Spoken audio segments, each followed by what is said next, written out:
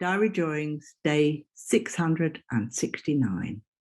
This one, it's got the beverage bay in it. I had to include it. As I mentioned before, so many terrible things were going on.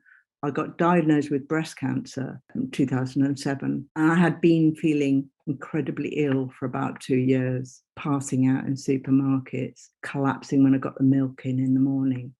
And the medical profession, my doctors, was a good doctor, kept telling me I was overwhelmed emotionally. They just saw it all as emotional.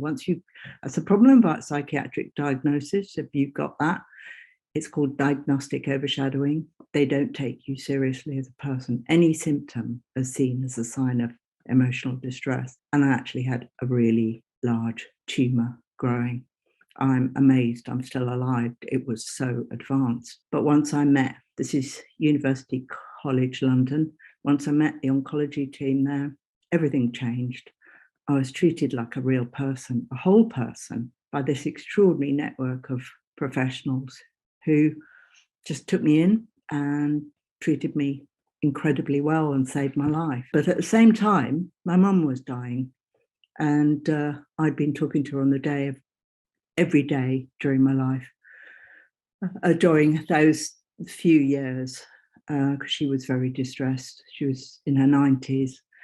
And so I spoke to her every day. It was very hard. Luckily, she never knew I had cancer. That would have been too awful to think that she died not knowing that I would survive.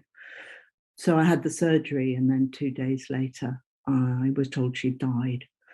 And there's me. It was on the 13th floor, the gynae ward, and that's Euston Road in London. And there's me in the beverage bay.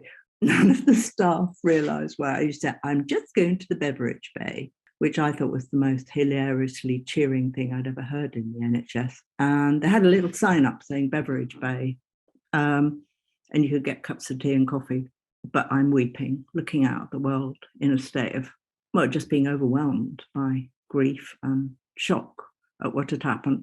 But there's the cars whizzing past and some trees, and I survived. And there's my wonderful Prussian blue, because it's nighttime.